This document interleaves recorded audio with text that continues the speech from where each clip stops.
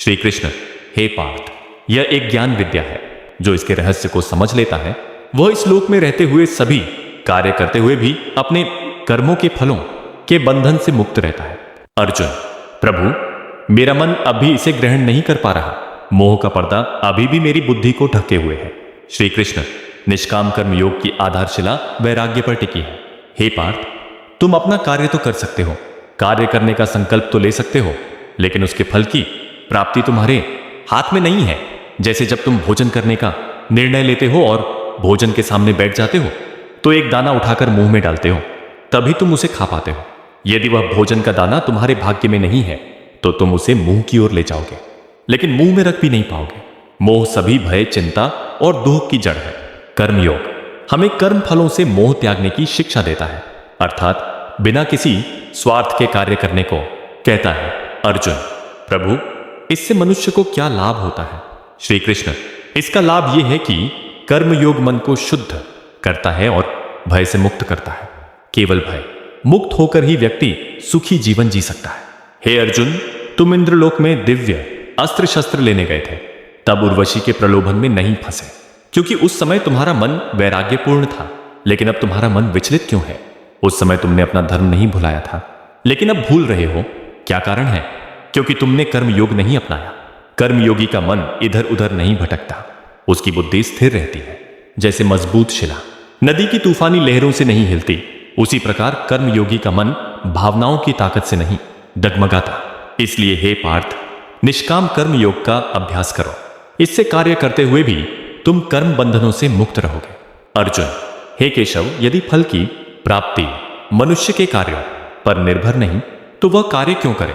श्री कृष्ण, क्योंकि मनुष्य का धर्म अपना कर्तव्य निभाना है। आवश्यक कार्य करना ही कर्तव्य है। जो साधारण मनुष्य केवल फल की इच्छा से कार्य करते हैं वे सुख दुख के चक्र में फंस जाते हैं। उनकी मन की शांति नष्ट हो जाती है। फल प्राप्ति का विचार उनकी नींद छीन लेता है। देखो दुर्योधन और उसके भाइयों को, बचपन से उन्होंने हस्तिनापुर की गद्दी के लिए कितने अनुचित कार्य किए।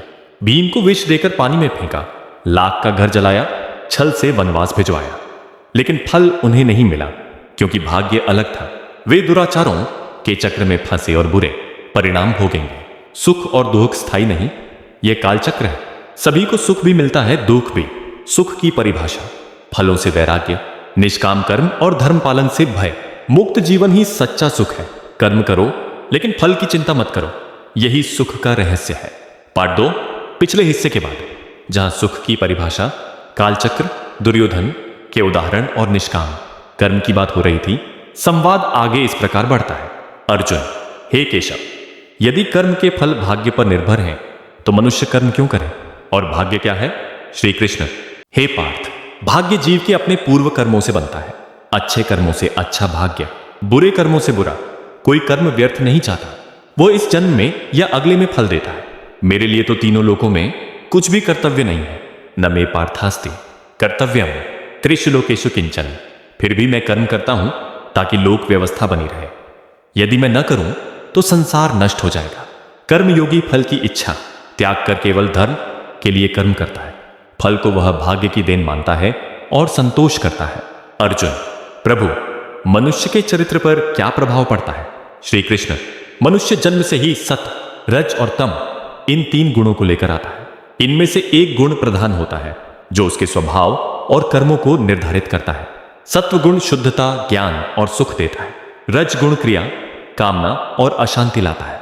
तम गुण अज्ञान, आलस्य और दुख का कारण बनता है।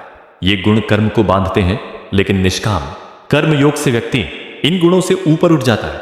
मन शुद्ध होता है, बुद्धि स्थिर रहती है। जैसे समुद्र की लहरें चट्टान को नहीं हिला पाती, वैसे ही भावनाओं की लहरें कर्म योगी के मन को नहीं डगमगाती। श्री कृष्ण आगे उदाहरण देकर, देखो दुर्योधन को, उसने मोह और कामना से कितने पाप कर्म किए। भीम को विष देकर डुबोया, लाक्षागृह में जलाने की कोशिश की, छल से द्यूत में सब छीना, लेकिन फल नहीं मिला क्योंकि भाग्य ने साथ नहीं दिया। वह कामना के चक्र में फंसा रहा और दुख भोगता रहा। वहीं भरत ने राम से गद्दी लेने से इनकार कर वैराग्य दिखाया, उसका फल ऊंचा मिला। हे अर्जुन, फल की कामना कर्म को बंधन बनाती है, वैराग्य से मुक्ति मिलती है। कर्म करो लेकिन फल ईश्वर पर छोड़ दो, यही सच्चा सुख है। भय से मुक्त शांत जीवन। अर्जुन, हे माधव, अब मेरा मोह दूर हो रहा है। आपका यह ज्ञान मेरी बुद्धि को प्रकाशित कर रहा है। श्री कृष्ण, हे पार्थ, इसी कर्म योग से युद्ध में अपना धर्म निभाओ। फल की चिंता मत करो। जो होगा वह भाग्य और धर्म के अनुसार होगा।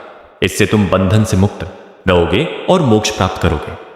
एपिसोड का समापन श्री कृष्ण की इन शिक्षाओं पर होता है, जहां अर्जुन के संदेह दूर होते हैं और गीता के कर्मयोग पर जोर दिया जाता है।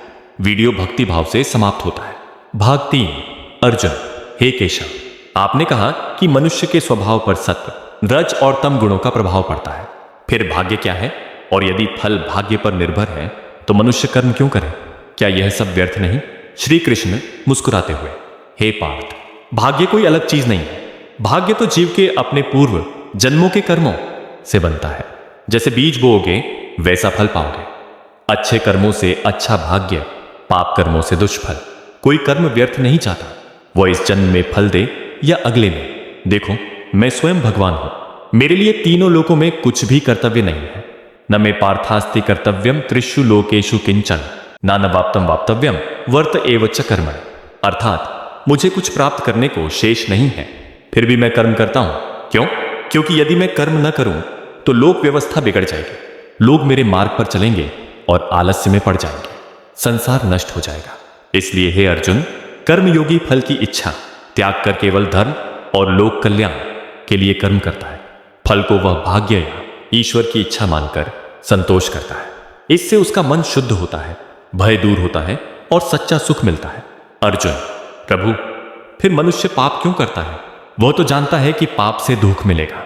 श्री कृष्ण, हे पार्थ, पाप की जड़ कामना और क्रोध है।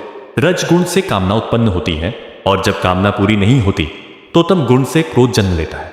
यह क्रोध बुद्धि को नष्ट कर देता है और मनुष्य पाप के मार्ग पर चल पड़ता है। जैसे धुएं से आग ढक जाती है, धूल से दर्पण या गर्भ से भ्रूण, वैसे ही कामना ज्ञान को ढक लेती है। इंद्रियों को वश में करो, मन को नियंत्रित करो, बुद्धि को स्थिर करो, तब यह कामना रूपी शत्रु मारा जा सकता है। कर्म योग इसी का मार्ग है। इंद्रियां मन से बलवान है, मन बुद्धि से, लेकिन आत्मा बुद्धि से भी ऊपर है। आत्मा को जानकर, इंद्रियों को जीतकर इस कामना को मारो। अर्जुन, हे माधव, आपने उर्वशी का उदाहरण दिया। उस समय मैंने वैराग्य दिखाया क्योंकि मेरा मन धर्म पर टिका था। लेकिन अब यह युद्ध, गुरु, पितामह, भाई, बंधु, उन्हें मारना कैसे धर्म है? श्री कृष्ण, हे अर्जुन, यह युद्ध तुम्हारा स्वधर्म है। क्षत्रिय का धर्म है रक्षा करना, अन्याय का प्रतिकार करना। दुर्योधन ने छल से तुम्हारा राज्य छीना, द्रौपदी का अपमान किया। अब यदि तुम पीछे हटोगे तो अधर्म होगा। सुख दुख, लाभ अलाभ, जय पराजय को समान समझकर युद्ध करो। सम सिद्धौ सिद्धौ च कृत्वापि न निबध्यते। सफलता असफलता में समान रहने वाला कर्म बंधन से मुक्त रहता है। फल की चिंता मत करो, केवल कर्म करो। इससे न पाप लगेगा न बंधन। सच्चा सुख वही है जो भय मुक्त जीवन से मिलता है। मोह त्यागो, वैराग्य अपनाओ। जैसे समुद्र में लहरें उठती हैं लेकिन समुद्र अडिग रहता है, वैसे कर्मयोगी का मन भावनाओं की लहरों से नहीं डोलता। देखो जनक राजा को, वे राजपाट संभालते हुए भी कर्मयोगी थे। घर में रहकर कर्तव्य निभाकर मोक्ष प्राप्त किया। तुम भी यही करो, युद्ध करो लेकिन निष्काम भाव से। विजय हो या पराजय, फल मुझे समर्पित करो, मैं तुम्हें बंधन से मुक्त कर दूंगा। अर्जुन, मोह दूर होते हुए, हे गोविंद, अब मेरा संदेह दूर हो रहा है। आपका यह अमृत ज्ञान मेरी बुद्धि को प्रकाशित कर रहा है। मैं समझ गया, सुख फल में नहीं, निष्काम कर्म में है। भय मोह से आता है और मोह फलासक्ति से। मैं युद्ध करूंगा लेकिन केवल धर्म के लिए, फल की इच्छा त्याग कर। श्री कृष्ण, हे पार्थ, यही सच्ची समझ है। अब उठो, गांडीव उठाओ। यह महान युद्ध धर्म की स्थापना के लिए है। जो होगा वह मेरी इच्छा से होगा। तुम केवल निमित्त बनो। इससे तुम कर्म बंधन से मुक्त होकर परम शांति और मोक्ष प्राप्त करोगे। यही सुख की सच्ची परिभाषा है। वैराग्यपूर्ण निष्काम कर्म से प्राप्त भय मुक्त शांत जीवन। सुख दुख काल चक्र के हिस्से हैं, वे आते जाते रहते हैं। लेकिन जो कर्म योगी बन जाता है वह इनसे ऊपर उठ जाता है। उसका मन सदा आनंद में रहता है। नैरेटर की आवाज। इस प्रकार भगवान श्री कृष्ण ने अर्जुन को कर्म योग का गूढ़ रहस्य बताया। जो मनुष्य फल की चिंता त्याग कर केवल कर्तव्य करता है वही सच्चा सुखी है। यह भगवत गीता का सार है। कर्म करो लेकिन फल ईश्वर पर छोड़ दो। दोस्तों, अगर ये वीडियो आपको पसंद है तो मेरे चैनल को सब्सक्राइब जरूर करें। अगला वीडियो जल्दी ही मिलेगी। Love you so much.